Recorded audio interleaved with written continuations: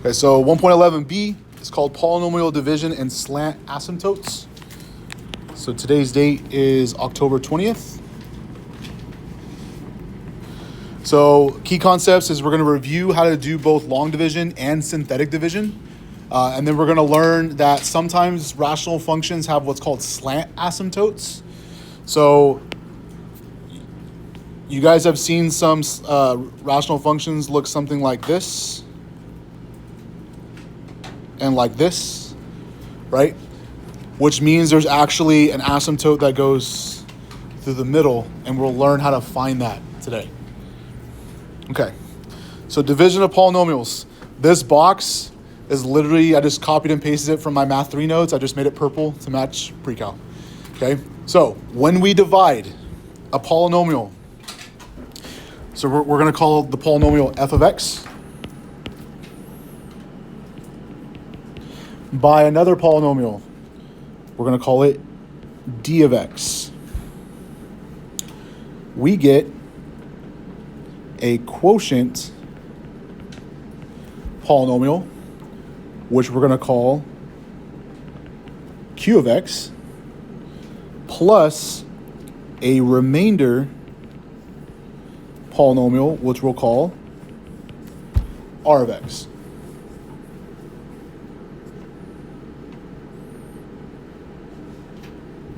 So I didn't write it in the box, but what would d of x be called?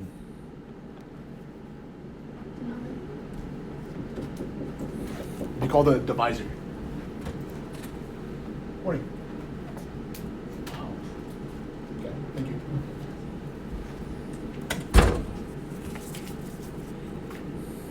So f of x divided by d of x is going to be q of x plus r of x over d of x, where d of x is not 0.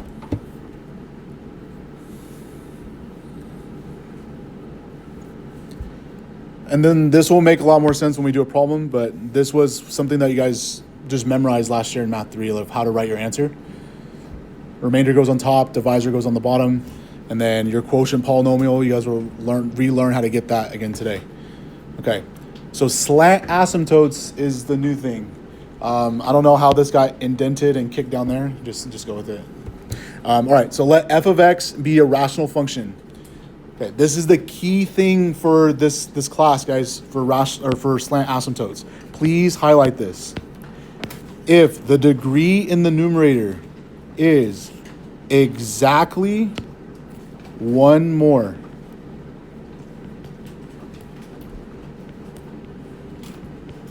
degree than the degree in the denominator, then the graph of the function will have a slant asymptote.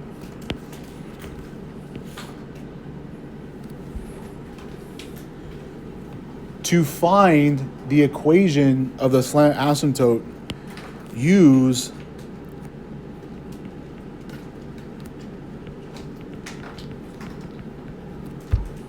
long division.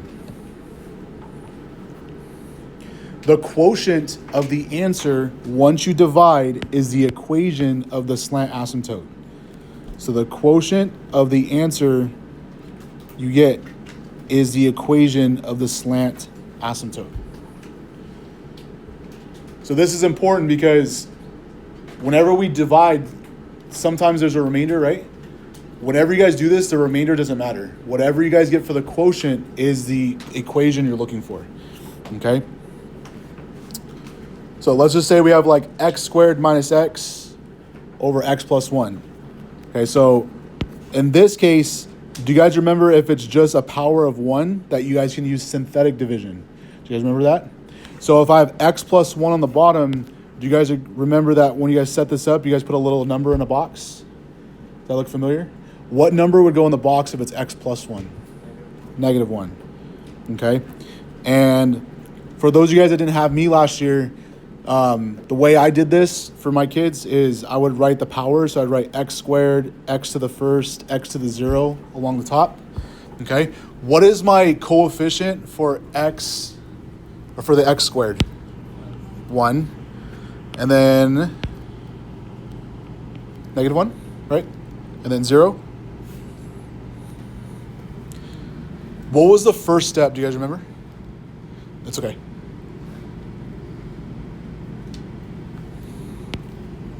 I'm gonna drop this guy down. And then what do I do with that 1 I just wrote underneath the purple line?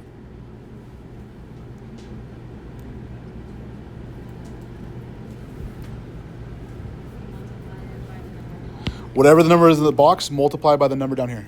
So 1 times -1 is -1. And then what do I do with these numbers? Add them. What's -1 plus -1? -2. Okay? -1 times -2. +2. 0 plus 2. 2. Okay, so do you guys remember? This is your remainder. This is your quotient Q of x. Okay?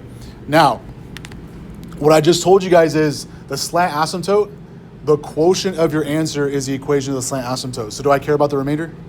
Nope. So if this is x squared, do you guys remember you would do 1 power down for that? So if this is x squared, this would just be x minus 2. So the equation of the slant asymptote would just be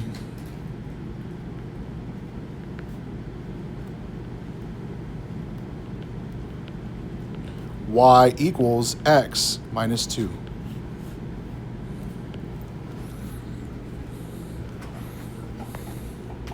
Now, spoiler alert, it's right here. But does this make sense, guys, that this is just a line? It's just a line. It's a line with a slope of 1 and a y-intercept of -2. Okay? So once you guys know that, you guys can kind of sketch it. If this was regular pre-calc and we'd have more time, I'd actually made them make a table, sketch it, draw the asymptotes and everything. For you guys, the biggest thing is just understanding how to get it, because you will not be asked to reduplicate something like this on the AP exam. Does that make sense? You won't have to graph anything by hand on the AP test. You just have to understand, like, okay, well, if this is my function, how do I find it? I can use synthetic division or long division, okay? All right, so if you're dividing by a binomial like we just did, we can use synthetic instead. So in this lesson, we're gonna practice doing both. Okay, any questions so far?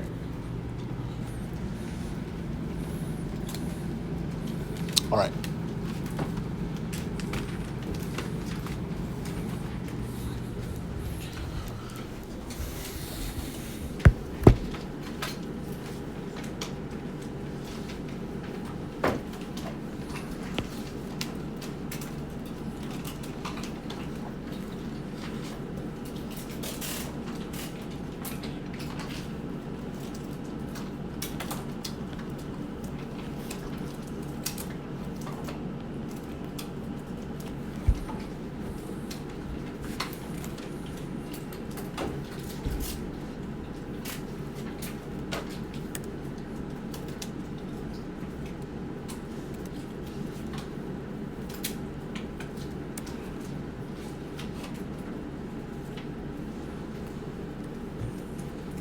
Okay, so we're gonna do long division first, because that sounds like more fun.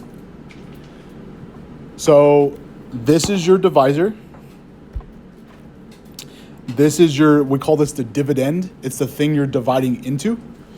So to set this up, I'm gonna write x minus 3, and then my division bar. So x squared minus x plus 2. So one thing that is going to come up is, remember, sometimes you're like missing powers, you're missing terms. So I started with x squared. So I want to double check, like, do I have every power represented from this power all the way down to the constant term? So I have a squared term, I have an x term, and I have a constant. If something was missing, my recommendation is to remember to do like 0x. You guys remember we did that last year? Put a 0x because that will make sure that you guys don't mess up a step. For synthetic, you have to do that because if you're missing a column, it's going to throw everything off. Okay, so this is how it works. Okay, so I want you guys to wipe out all your bad memories of division from last year. I know this is not your favorite thing. This is kind of like the dominating term. This is like the little brother. It just comes along for the ride. Whatever this does, the big brother does, this has to follow. Okay, so if I have x, what do I multiply x by so it becomes x squared? X. So what I'm going to do is, do you guys see how I already have an x term underneath the bar? I'm going to write my answer directly above it. Because then, do you guys see how then I have one term, two terms left? That tells me how many steps this is going to take me. So that means after I do this step, I should have one more step and then I'm done. Okay? So what I do then is I take this and multiply each thing by x. So x times x is x squared. Negative 3 times x is negative 3x. Cool. Just like in third grade, what do we do with these terms? Subtract. But because in third grade you guys didn't know negative numbers existed, we should put parentheses and then subtract.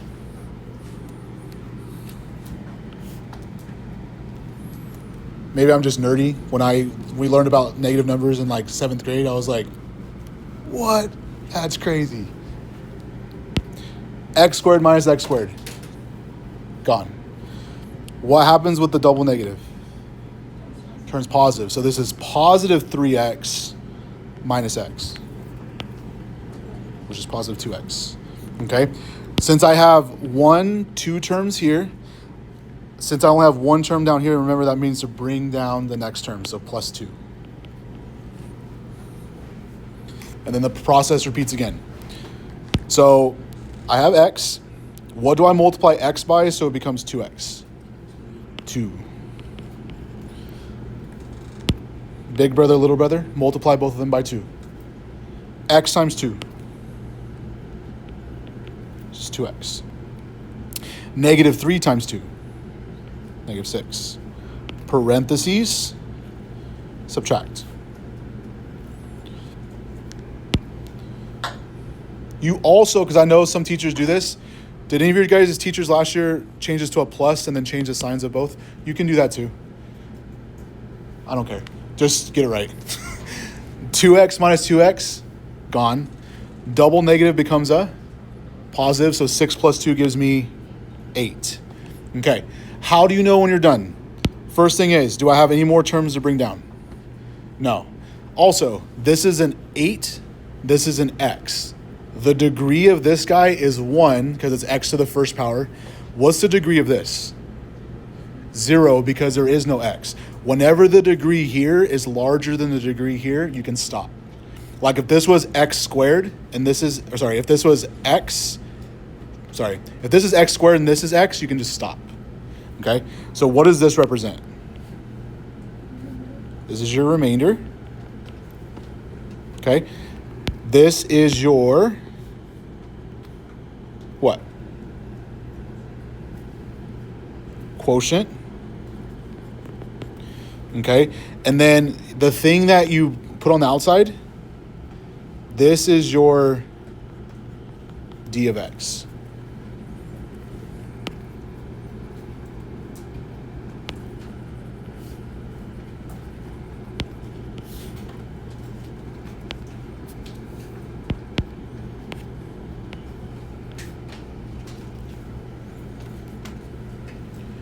Okay, is everybody good? Okay, so your final answer, remember, you're going to write it as q of x plus r of x over d of x. So our quotient was x plus 2 plus, what was our remainder? 8 over the divisor, x minus 3.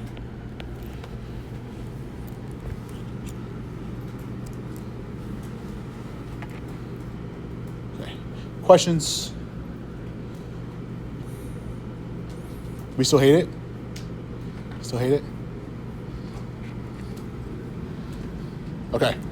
Now, because this power is a 1, you technically could have did synthetic division instead. Whenever this is x squared, x cubed, x to the 4th, anything larger than x, power 1, you cannot use synthetic division. You have to use long division. But let's use synthetic division instead and compare our answer. So what would go in my box? 3. So we have x squared, x to the 1st, x to the 0. My coefficients are, I have 1x squared, negative 1x, and then positive 2.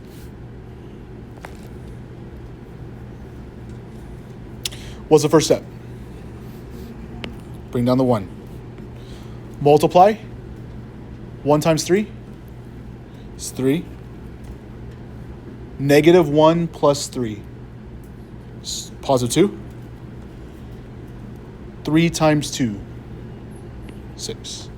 6 plus 2, 8. That took us like 20 seconds.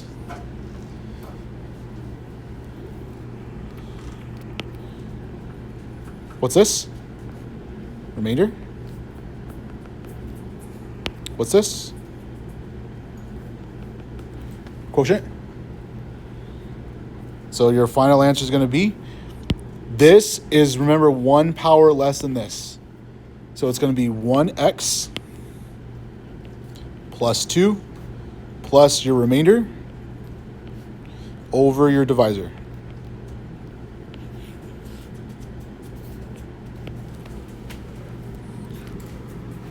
And the cool thing is you get the same thing, so it doesn't matter. Okay. What's nice about this is on the AP test, it's not going to say use long division. If you can use synthetic division, do it. I don't care. Same thing in my class. If you're able to use synthetic division, if you're allowed to, then do it. Okay. The important thing is you guys know how to divide both ways. And you guys can do it accurately and fairly fast. Okay. Questions before we move on?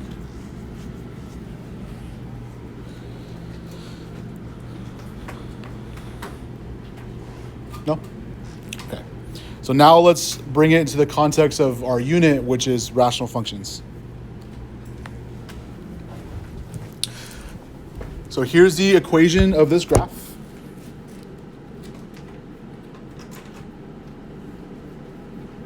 Where's my notes?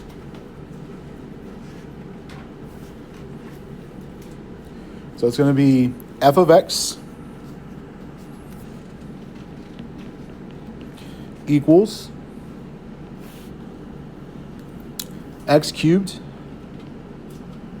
minus x squared minus 4x plus 4 over x squared minus 2x minus 3.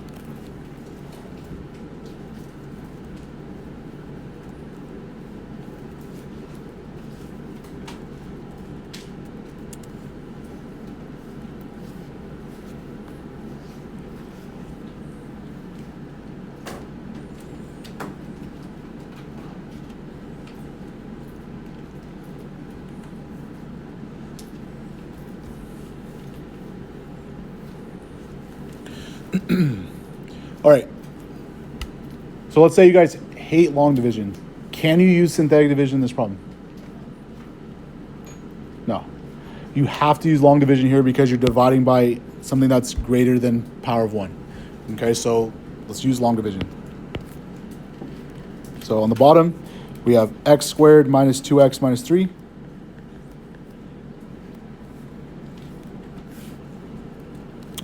And then on the inside, x cubed minus x squared minus 4x plus 4.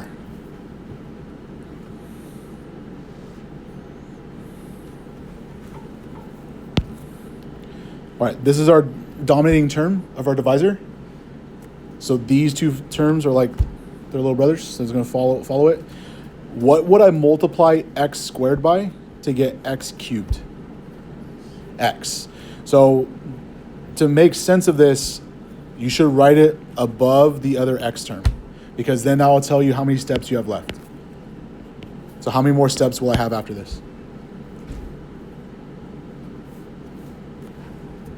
Do you guys see how there's one more term after the x? So that means I'm going to have one more step after that. Does that make sense?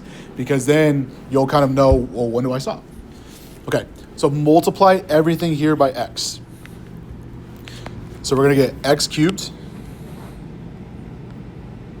Negative 2x times x is negative 2x squared. Negative 3 times x is negative 3x.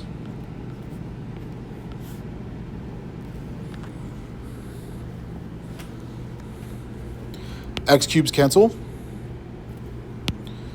Double negative becomes positive.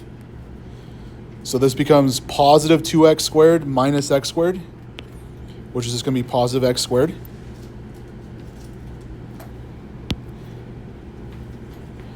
Double negative becomes positive. So negative 4x plus 3x is just negative x. And then bring down the 4.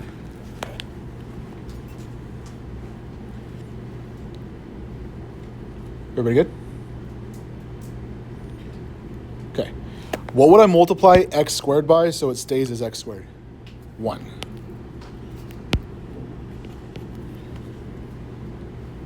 Multiply everything by 1. So x squared minus 2x minus 3. So these cancel. Double negative becomes a positive. So 2x minus x, it's just x.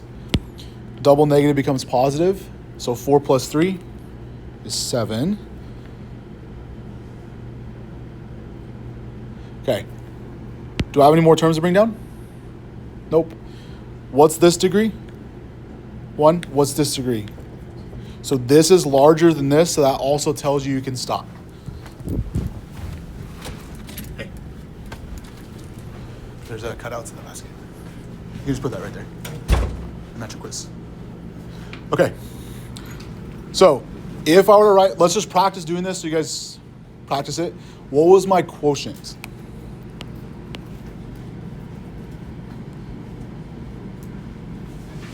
X plus 1 plus, what goes on top? X plus 7 all over my divisor, which was x squared minus 2x minus 3.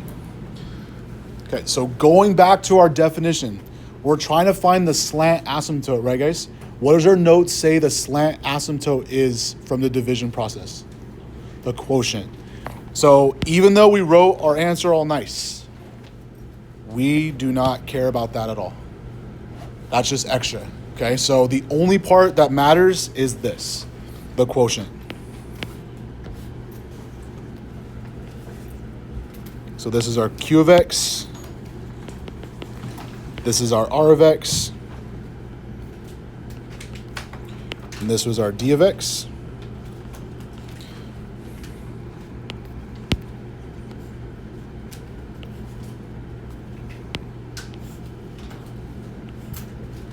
Okay, so the equation of, you guys okay if I put SA for slant asymptote? Like we do HA and VA? So because it's an equation, guys, it always should be a linear function.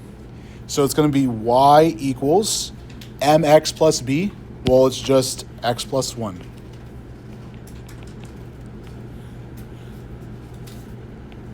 I'm just going to put a note in your notes that the quotient